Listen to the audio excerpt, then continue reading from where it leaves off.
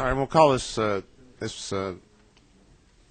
committee meeting together. Call it to order. The Energy, Utilities, and Telecommunication Committee of the House.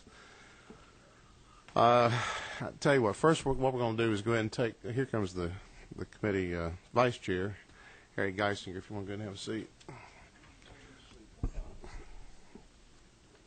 We're going to go ahead and take up a bill that was just. It's not on the agenda, but I can call up whatever bill. I'm going to call up the bill that was just passed out of the telecommunications subcommittee, and I don't even know what the number. If you would come forward, Representative. 302. You know what? Everybody would not have that in their package yet. That is true. We will I tell you what, if you will hold on, because your bill was just passed out of subcommittee. I told you there's no physical impediments to going from, but one is you got to have a copy of the bill in everybody's folder. Oh, you do have them? Okay, if you'll pass those out, we'll go ahead and take that up. Okay.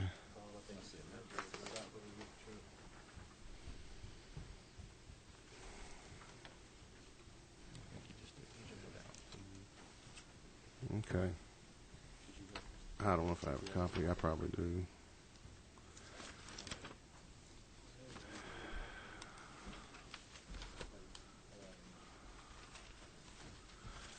Okay, I think everybody has a copy now.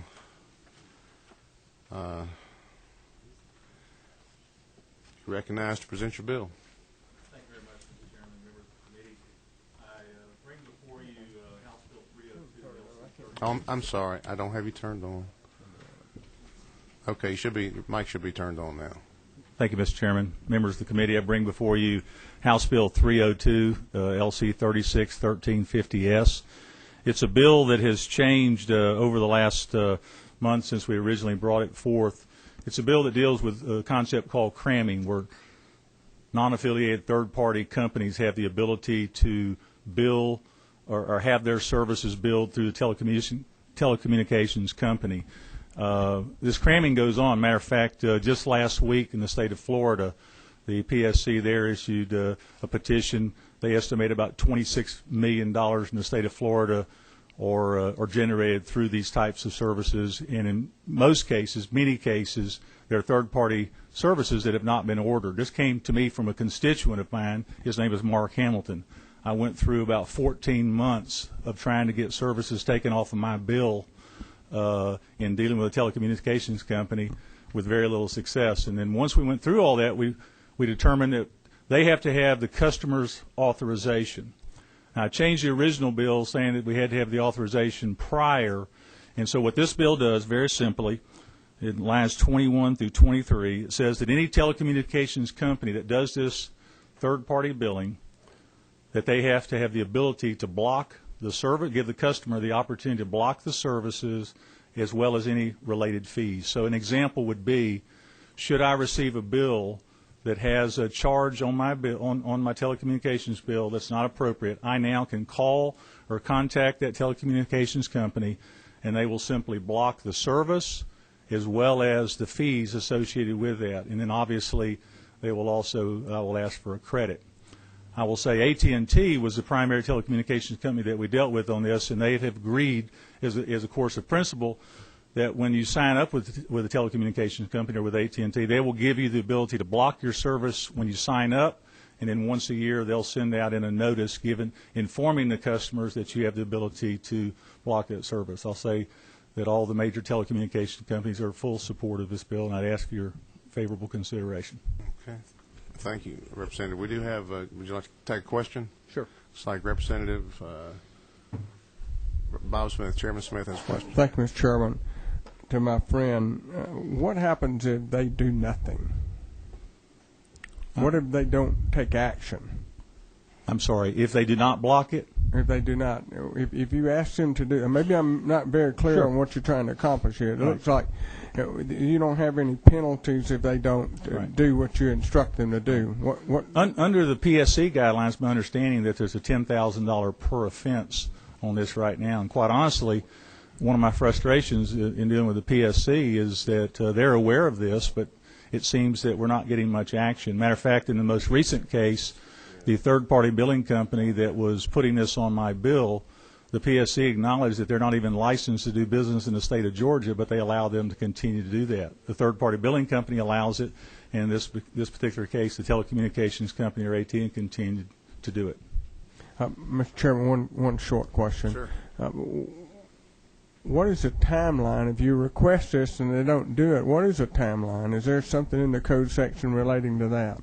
Not that I'm aware of. What I'm trying to do is take a step. It's a very consumer-friendly bill, so that the telecommunications companies have to recognize that I, as a client, have the ability to block those charges and services on my bill. That's simply what this bill does. It doesn't spell out any additional penalties, although I think that there are some probably within the PSC.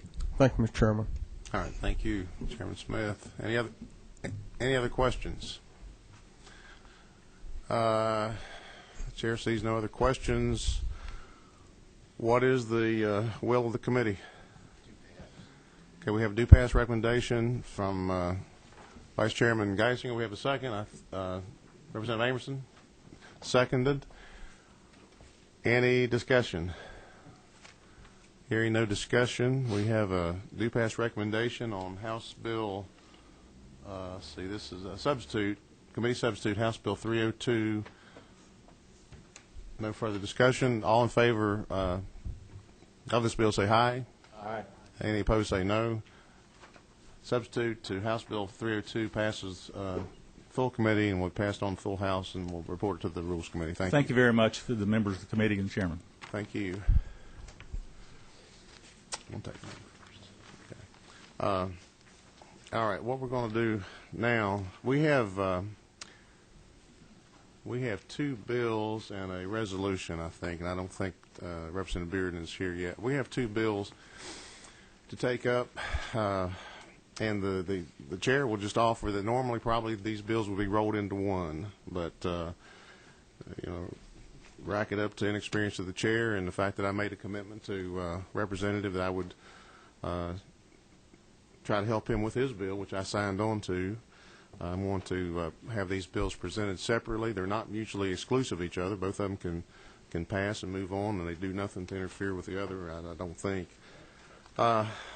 One is House Bill 376 that I'm the author of, and the other is, I can't think what. 168. 168, Representative Cox. First of all, I want to ask for a subcommittee report from Chairman Martin on both of them. Number 13. Oh, I'm sorry. Mr. Chairman, your telecommunications subcommittee met on House Bill 368, LC 361225, and brought that forward as a proposition, House Bill 168, to the full committee for consideration with a due pass recommendation. Your subcommittee on telecommunications also met on House Bill 376, LC 361367S, brings that to the full committee for its consideration with a due pass recommendation. Work has continued on both measures, and I'll leave it to the author to present any changes at full committee that the chair chooses to entertain.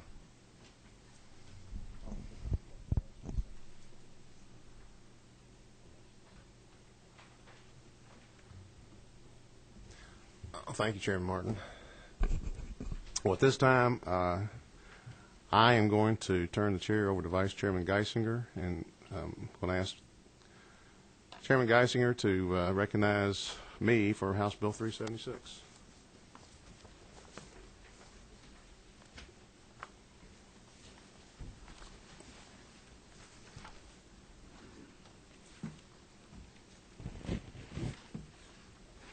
Musical chairs.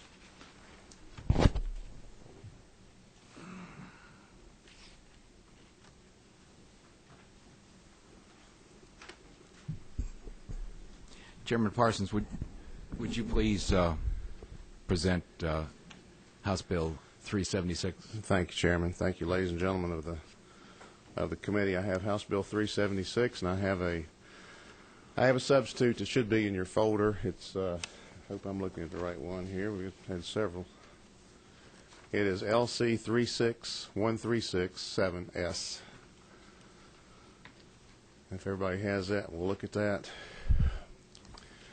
This is a bill we've been working on for a couple of weeks now, and I want to thank those from the public who've offered suggestions. I want to thank our legislative counsel, Ms. Story, and I want to thank our chairman of the telecommunications subcommittee, Chairman Martin, for helping with this, and others too. Others on the subcommittee have helped with this.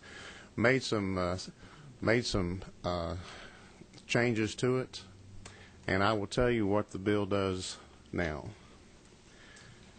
What the bill does, and I will go through it with you, but I just want to tell you briefly what it does. It will have a 10-year period over which the parity, which I've talked to you about on different occasions now, the parity between the intrastate and the interstate access rates would be brought to parity. I don't know what I just said, but what I meant to say was there would be a 10-year period over which the interstate and intrastate access rates will be brought to parity. We would have no fund. There will be no universal access fund that will relate to this. There will be no fund that will be a transition fund that we talked about earlier. So there will be no contributions to such a fund. Now, before I go further, I will tell you that the existing fund under this bill, the existing fund that is already there, the Universal Access Fund, would go away in 1 year. And I'll show you in the bill here in a minute where it will go actually a little over a year. It'd be in I guess it would be July of 2010. Is that right? The other thing that it does, in order to help these companies bring those rates in parity, this kind of goes back to the original legislation that I brought to you. There would be a 125% average of the local exchange telephone rates in the state of Georgia, be an average, that over that period of 10 years, companies would be allowed to bring their rates up to. And that would be where they would get the funds to make themselves whole for reductions in their intrastate rates to come down to the interstate rates. So one of the things that we discussed and have been a point of interest and a point of contention with some people is establishing another fund, replacing one fund with another fund. That wouldn't be there under this bill.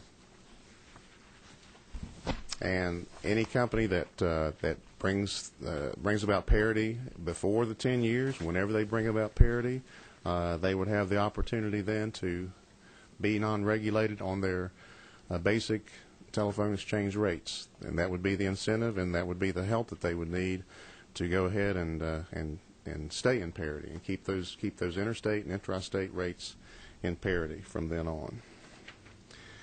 And looking at the bill, if you look on page 2, or this sub on page 2, down on lines 48 down to the end of the page, that's the part that says that relates to bringing the interstate and intrastate rates in parity. And it says the first 48 through 54, I think it is, relates to the tier 2, then the other than tier 2 companies below that. But they may come to parity immediately if they like. Some of these companies are closer to parity now than others. They don't all have all the great disparity that others do between the two.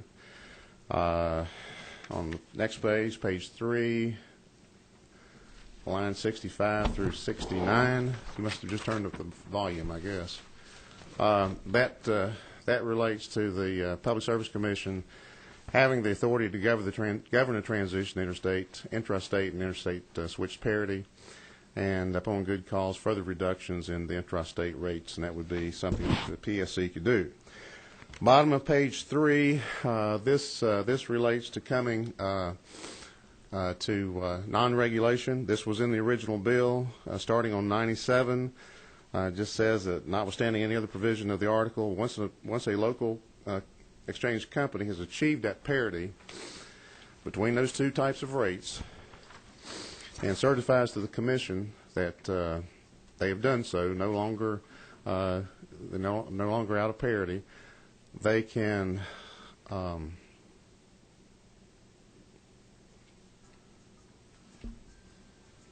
Let's see, that's not the part I, yes, that is true. Let's see, 1 second. Okay, A, B, C, and D of the 46.5.166 would no longer apply, but subsection E would apply, and that says that that company can then be deregulated on their interstate, or on, excuse me, on their local exchange rates. It's been a long day. Thank you.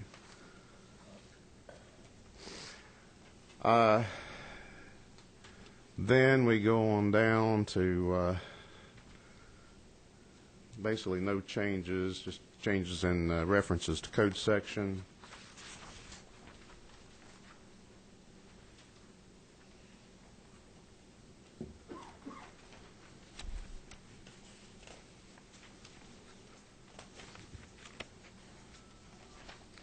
I'm trying to find the part here that relates to the 125, getting to the, setting the 125% average. Where is that, John Ray? Yeah, it's back, Page 3. back on page 2. Okay. At the bottom of page 3, section 1-3, this is similar to what we had before, that the 125% average of the residential statewide rate average for basic local exchange services would be used. That would be the rate that the PSC would set the benchmarks for the companies to be able to raise their rates over that 10-year period to help them to deal with the loss of revenue from reducing their intrastate switching rates.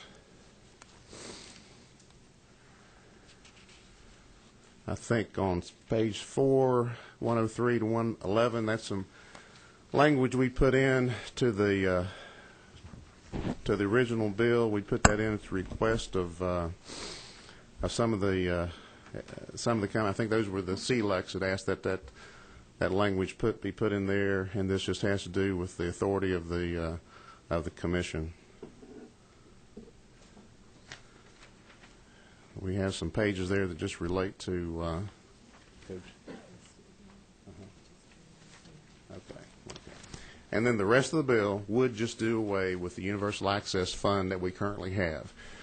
That part of the bill, if you'll notice at the very end of the bill, becomes effective July the 1st, 2010, I believe. The rest of it will go into effect July the 1st, 2009. Is that correct? Or up on signature of the governor? Well, if the governor signs it before July 1st, it will become effective July 1st. Okay. Okay. If the governor signs it before July 1st, it goes into effect on July 1st. If not, it goes into effect January the 1st of the following year. Okay. And that's basically it. We've been working on this. Like I say, I give a lot of credit to Chairman Martin. I appreciate what he's done, his help, and other people too on that subcommittee, on the full committee. I appreciate the input from the public, and we finally got this substitute earlier this afternoon. I was trying to read it and get it together as I was getting ready to go up and make some remarks on the bill we had before the full House today. But I'd be glad to take any questions. Mr. Chairman, we have a question Okay. from Representative Smith.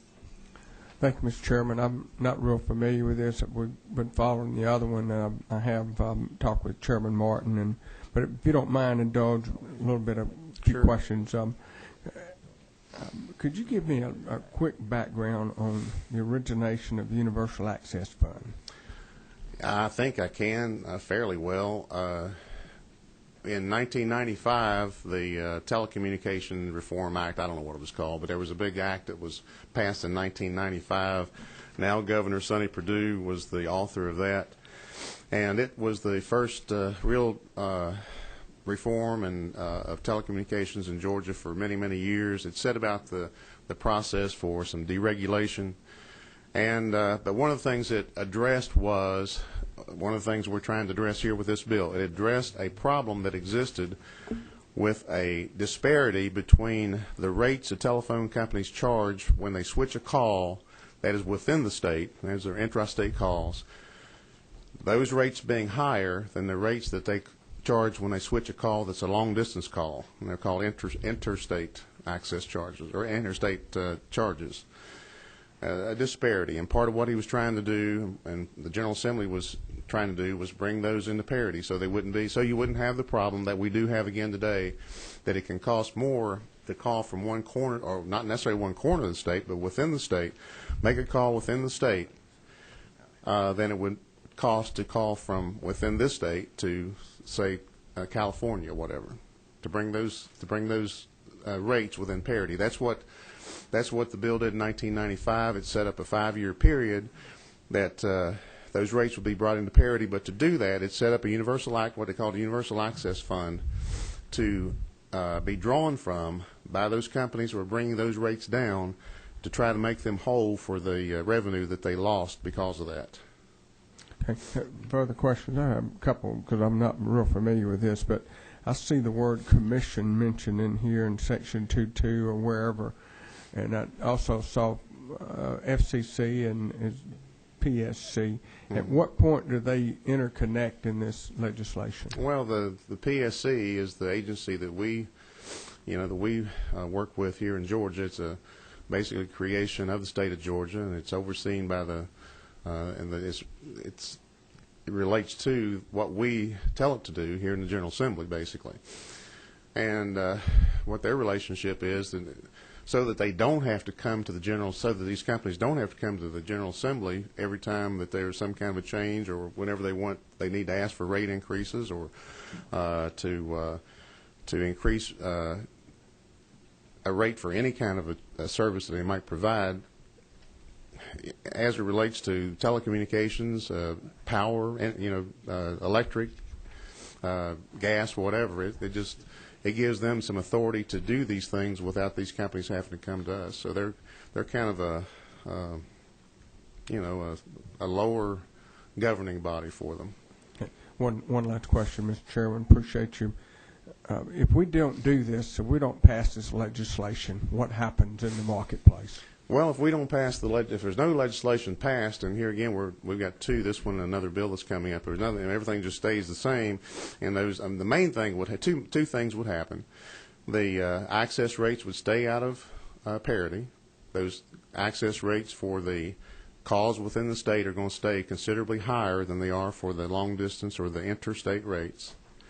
That's not right, and as I've said before, part of the reason for that is it just doesn't cost any more to switch the call if it's an intrastate call than it does if it's an interstate call. The cost is no different. It takes exactly the same thing to do it.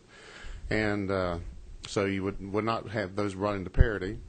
And the other thing would be that universal access fund, which we've had great conversation, a great amount of conversation, and a lot of input from the public on, that fund would continue to exist. And as you recall, there's been some abuses of it, but that's not really my main thrust with it. I think that you can always have some abuses of things, but the main thing is it's not the abuse. It's that they're probably using those funds, which really are to help build out their network and provide, not to really to build out their network, but to provide basic local telephone service. Those funds are being used to help provide DSL and things beyond just basic telephone service. Mr. Chairman, you mentioned the word abuse. Could you elaborate on the abuse? Is it improper expenditures, or is that one of the motives of bringing this bill? Chairman Smith, I'm not going to, though. I mean, I appreciate the question. Those things have been brought forward in testimony from the public and in conversations we've had before. To me, any abuse like that it's a bad thing. It's not a good thing. I just don't think that we need. That's not for me. That's something that the PSC can address, and I'm sure will address. My main thrust is not that, but the fact that those charges that fund is not the abuse of it so much. It's that in that respect, I think where you're going, it's the fact that it's being used for to provide services beyond what. Even if you accept the argument that it's there to provide for more than just bringing about parity in those interstate and interstate rates, if you just accept the argument that it's there to help those companies to provide better basic local exchange telephone service, it's been used for more than that, and that's not what it's supposed to be. I know that's not what it's supposed to be used for. Thank you, Mr. Chairman. Chairman Martin has a question. Mr. Chairman, I thank you for bringing the substitute day. Just to make clear for the subcommittee, the 10-year move to parity, is it not true that that's a win-win for everybody? That gives the folks that have been dependent upon these out of parity rates for their revenue a longer opportunity to get there, and by so doing, we don't. They still get the same amount of money. Is it not true that they would get if a fund were created and somebody else were putting money in that fund? That's true as I have seen it. Yes. So what you've done with your substitute is give them the opportunity to come to parity over a longer period of time, but to give them the best opportunity they have to fix that business model going forward. And not create another fund. Right. And here again, it would not be fair of me to not recognize, Chairman, that you've had a lot of input into that.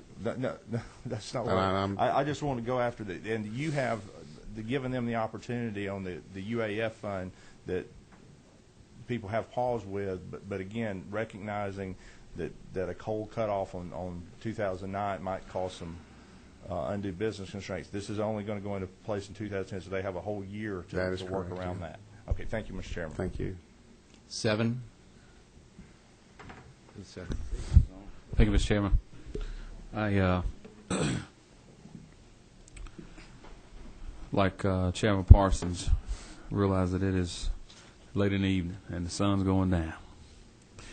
I got a few questions. Okay. I've certainly heard some of the conversations in the halls, but I've got a few questions if Chairman Geisinger will allow me. Page 3, Section C, just for clarification.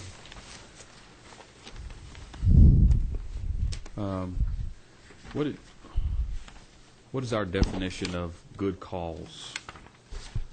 Put my little attorney hat on here. What is our Representative, I wish I could. I don't know what I couldn't give you a legal definition. I don't think this in this code section is any different. It would be used anyplace else. I mean, I'd have to defer to the attorney for that. I mean, I think it's a common sense term.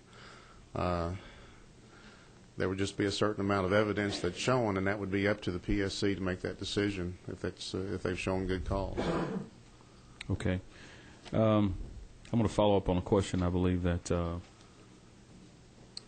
one of my colleagues just asked a moment ago. Representative Smith, a good friend from Watkinsville. And this is, if we do nothing, you indicate that the access rates would continue to be out of parity if we do nothing. Right. And this whole free market economics theory, why would we not arrive at parity if we did nothing? I mean, in the spirit of competition, why would we not arrive at some form of parity? Well, that's a good question. It's not really, first of all, it's not entirely a free market situation, but you just have to all you have to do is look at the pattern. The 1995 Act required that they be brought. Yeah. I believe somebody's leaning on the. I know. Well, the 1995 Act required that over a 5-year period that those rates come into parity, and they did over those 5 years. But once that requirement was lifted, then they went out of parity again. And you know, to be perfectly honest with you, it wasn't that the intrastate rates went up. There was a reduction in the interstate rates, but it did get them out of parity again. So there's historically no reason to think there hasn't been any move, at least in modern history, probably never, I guess, to have them in parity. They're not. It's just not something that any kind of free market or otherwise. The only force that's going to bring them into parity is, I think, force of law. Okay. Next question, Mr. Chairman. Yes. One more, please. Okay. In the past, money was distributed from the fund on a quarterly basis. And if I understand your comments clearly, next year that fund will go away.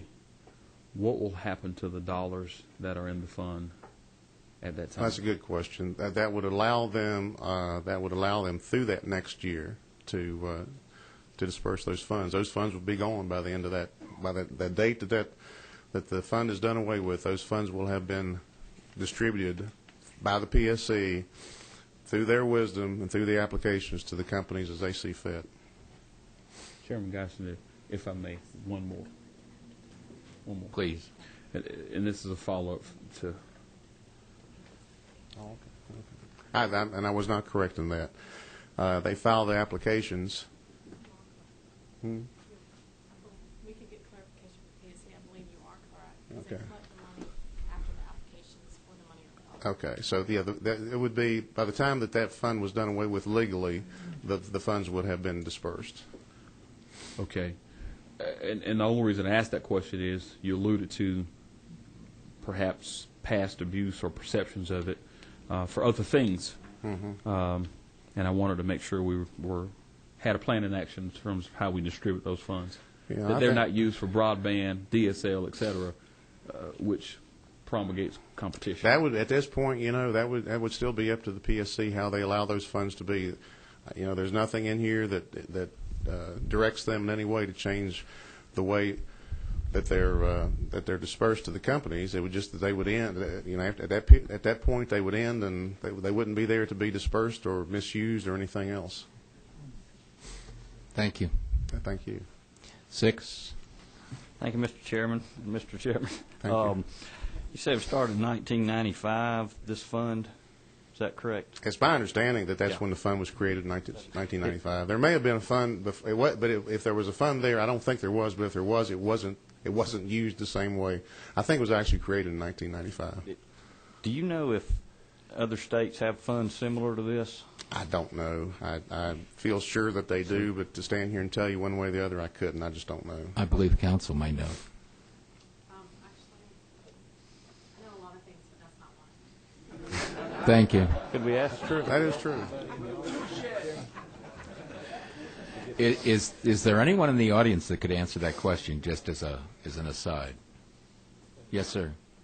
There are many states that have universal service lines in order to ensure that local rates remain affordable. Thank you. Mr. Thank you. Chairman. 9. Thank you, Mr. Chairman. I only have one question on page 7. Yes, sir. 209 to 211. I'm looking at the petition, the commission at its discretion. Upon a petition, there's only 2 in a certain period of time. I was just wondering, could you elaborate on the limit of petition and what was the rationale basically for that? Page 7. What line? 209 to 211.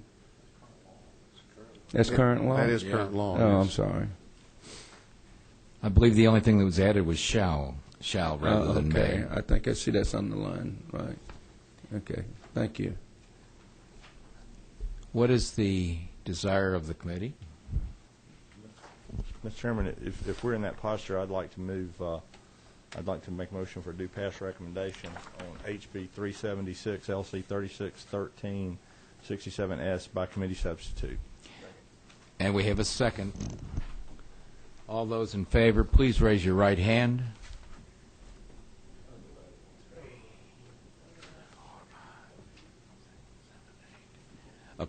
Opposed? Thank you. Thank you, Mr. Chairman. Thank you.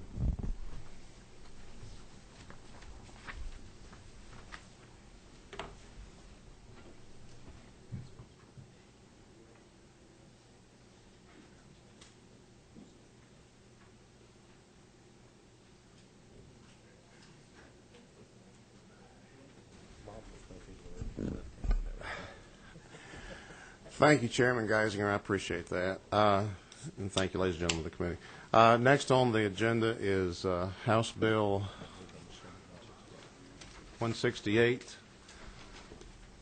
Chair recognizes Representative Cox. Okay.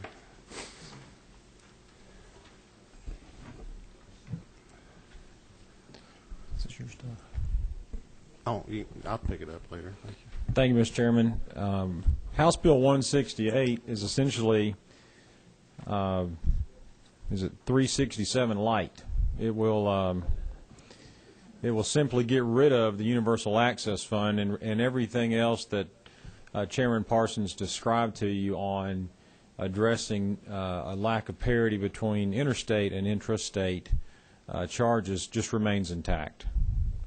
So 168 simply eliminates the fund. I would recommend, if the committee chooses to move on the bill, that an effective date be established of July 1st, 2010 would be my recommendation to you. And I'll certainly answer questions regarding the bill and the fund, but as Chairman Parsons pointed out, my bill has actually been debated. It seems like every time we've had discussion and debate on his as well as mine. So, but if there are questions unanswered, I'll do my very best to level an answer. All right, thank you, Representative Cox. There are questions, and we have, looks like, is that Representative Amerson? My question is that didn't the previous bill make this OBE? That is correct. Thank you. Thank you. Assuming I know what OBE means. Are there further questions? We have a question. We have Chairman Martin. Chairman, if it's proper, I'd like to move do pass on this and be recognized at the appropriate time to make the amendment that the gentleman suggested. So I would move do pass on LC 361225 and like to be recognized, if I have a second, to make the proper amendment. Okay, we have a motion to move. We have a second. Further discussion on the bill? Chairman Martin. And I may need a little help from our learned attorney, because I noticed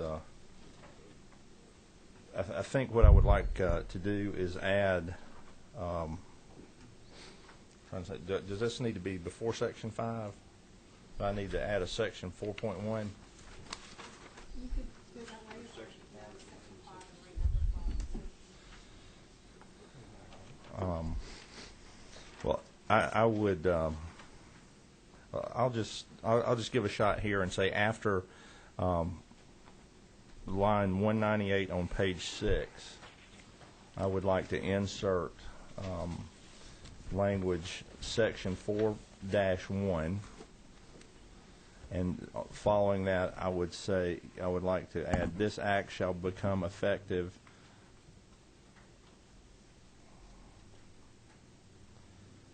This act shall become effective on July 1st, 2010, period. For the members of the subcommittee, I'm using the language that's on lines 307 and 308 of the previous measure. But so I would add, insert after line 198, section 4-1. Following that, I would insert the language, this act shall become effective on July 1st, 2010, period. Have the other line numbers renumbered as appropriate. All right, we have a motion to amend the bill. And the purpose of that is change the effective date of it. Is there a second? Second. Okay, we have a motion and a second. Further discussion on the amendment? Looks like we do have. Representative May. Well, thank you, Mr. Chairman. I'm just going to make the suggestion for clarity purposes, maybe insert it as Section 5 and rename Section 5 Section 6. It matters Is it? to me, I think. No way. Okay. As a substitute motion. Okay, we have a substitute motion. Do we have a second on substitute motion? Second. We have a second on the substitute motion. Any discussion on this motion or on this?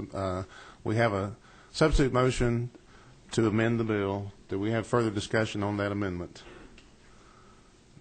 Seeing no further discussion on that amendment, the effect of which will be to change the effective date.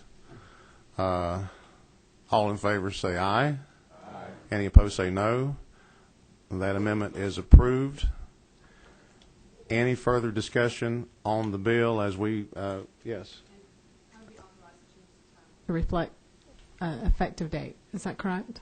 Yes. guess, if that's what you need to do.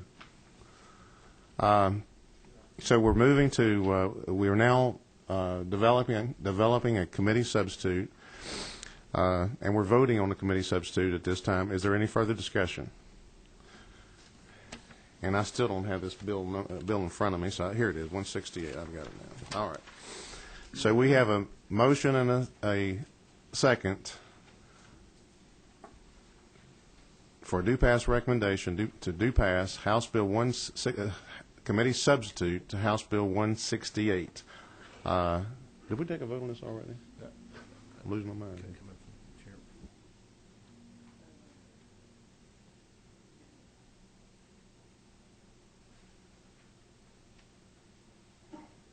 All right.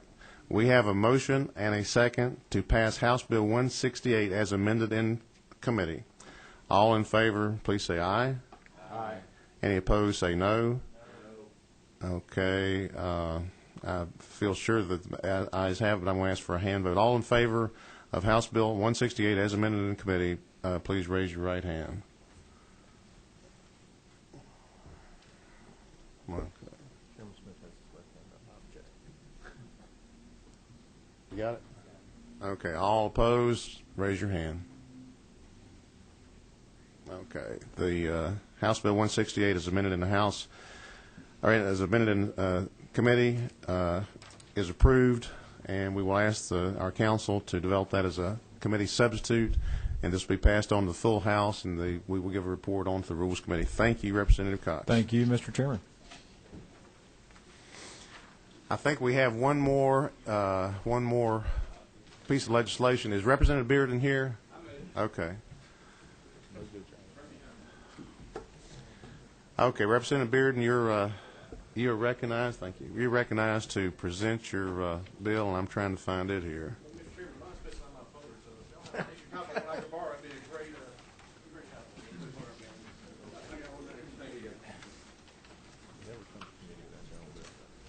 I'll run a little bit behind today. All right, House Resolution 32. Mr. Chairman, I appreciate you allowing me to bring this bill forward. During the subcommittee meeting, I was trying to be very brief, and I'll still try to be brief here today. But there are some issues I want to address from that subcommittee meeting. First of all, let me say I fully support all methods of energy, including wind, solar, trees, nuclear, and all other alternative fuels that could be out there that we could use. But while I support these measures, a lot of times what we hear from the other side is they support them also, but they do not support offshore drilling. They want to just bring this known and proven method to a complete stop. We're in a time now where we have to move forward for the security of our country and energy independence. We have a lot of resources. There's a lot of resources we don't even know that we have due to the fact of the new technologies that's out there. We're now drilling in waters 10 to 15,000 feet deep. We know right now from our old estimates there's trillions of cubic feet of natural gas that could heat probably 70 million homes up to 70 years. There's enough crude to get us independent from the Middle East for probably 70 to 100 years. So there's a lot of things out there that we can do, and we're not doing them. We need to be moving forward on that. Another thing that was brought up was safety. The technique used today is the safest it's ever been in the history of offshore drilling. During Katrina, there was no major spills from U.S. platforms. It's even been said that Mother Earth herself yields more oil than accidents from oil platforms. So we need to make sure we take that into consideration. Excuse me. And being a coastal state, let me also add, we do have the authority to drill 3 miles off our coast. I'm not advocating drilling 3 miles off our coast. We're talking about the Outer Continental Shelf, approximately 120 to 140 miles off the coast of Georgia. And one of probably the most important things we need to be looking at now and this time of economics is the economic development aspect of this proposal. Georgia could provide thousands of jobs to its citizens if we move forward with this resolution and drilling is feasible in the future. This does not say we're going to be drilling tomorrow. This would put us in a 5-year plan that will allow Georgia to look and see what we have before we even move forward to see if it's feasible. but we could go from everything from construction cost. You have platform workers. You got to have transportation for the workers, food industry, homes for the families. There's a lot of things that could boost the economic development if we pass this resolution forward. Both Congressman Gingrey, Phil Westmoreland support this. Majority of our House Republicans on the federal side and both U.S. senators support this issue. So I would ask that we vote this out, get to the full House, and get it to our members of Congress and Senate. And that's basically what the bill does. It's just put us in the 5-year plan, or ask MMS to put us in that 5-year plan. All right, thank you, Representative. I think Vice Chairman Geisinger had a question. Mr. Chairman, at the proper time, I'd like to move on a motion. Thank you, Vice Chairman Geisinger. There are some questions. I'm going to go back. Okay, I'm going to go back. There are some questions. I will come back to you. Number 17, Representative Cox. Thank you, Mr. Chairman. Representative Bitter, thank you for bringing this resolution. We see a lot of these urging resolutions here trying to make Congress behave. Most of them get filed in 86. This one, however, is important in that as these plans, long-term plans are being made by minerals management, they are actually looking for some official notification from coastal states on the Atlantic side that that state does, in fact, in way of policy, want to be included in the 5-year plan. So isn't it important that we adopt this if we want to take advantage of potential even billions of dollars in possible leasing revenues of our waters for oil exploration? You're absolutely correct. And then the last 5-year plan, the only state to do a resolution, I believe, was Virginia, and they were put into that 5-year plan. And there's a new one coming up in 2010. So we do need to move quickly because the window of opportunity will be closing. Thank you. Thank you. Representative Davis. Thank you, Mr. Chairman. To my friend in the who's presenting this, a couple of friendly questions. We dealt with this in the subcommittee meeting, and what is the general effect of us moving forward with this? What this did was send a message to the Department of Interior for the Minerals Management Service, letting them know that we are very interested in getting put in their next 5-year plan. Also, this will be sent to our U.S. congressmen and our U.S. senators. They're aware of what we're doing here, and as soon as we send it, they'll also help us with the Department of Interior. Further question. With us adopting this, does this not send a strong message to folks in Washington that we are concerned about our energy independence? It sends a very strong and clear message. It does. Thank you. Thank you, Representative Davis. Representative Wicks, do you have a question? Mr. Chairman, what happens if we are put in the 5-year plan? Once we get in the 5-year plan, that actually gives us the ability to start looking off our coast and see if it's feasible for us to start looking at going to the next step, which would be trying to extract those resources from our offshore and bring them back to the state. We got a great thing here in Georgia off Elba Island. It's one of the most important natural gas terminals in the nation. So we got some infrastructure already out there that brings in natural gas from other parts of the world. Follow up, Mr. Chairman. Sure. You say we start looking now. The state's not going to do this. Will they bid it out, or is it oil exploration companies, or does the U.S.? I'm just trying to figure out what happens when we do go in the 5-year plan. I know Representative Geisinger raised his hand over there, but I believe southern state would be, I guess, ones that we would contract with to start moving forward on that and seeing what's out off the coast. Okay, thank you. That answers your question. Okay, we're probably getting ready to wrap up the question here pretty soon, but I believe it is Representative Coach Williams has a question. Thank you, Mr. Chairman. Mr. Cox, Representative Cox. Behind. Oh, I'm sorry. I thought you were still up there. I'm sorry. I apologize. Representative Beard, and I'm sorry. If you'd like to help I'm me, looking at the wrong one. No, that wouldn't have been funny. So you don't have a question now? Yes, I do. Okay. I can't answer on his bill, though. Okay. No. I probably sleep through the other one. Okay, last question. Make it a good one. Yes, now. sir. I don't have a map in front of me, and I'm concerned about a couple of things. I'm concerned about where we're going offshore, and I'm concerned about some of the fishing beds. That so who's going to make those studies? Or have those studies been done? Approximately what we have is 110 miles of shoreline, and what we're talking about is going to be 120 miles off the coast of Georgia. So that's what we're looking at on the map point of view. Now, as I said, once again, when we're talking about just seeing what we have, there's a lot of techniques that will not disturb anything. They can set these instruments down on the ground and take 3D and 4D photos under the ocean floor to see what we have before we even start moving forward. And before we ever put a platform out there, there'd be a lot of issues that would have to be addressed and federal guidelines that would have to be respected. Mm-hmm. Okay. That's the only one I have. Very good. All right. Chair calls on Chairman Geisinger. Mr. Chairman, I move that House Resolution 32, LC 284623S, do pass. And we have a motion and a second. Who made the second? Representative Hardy Davis. Any further discussion? All in favor, please signify by saying aye.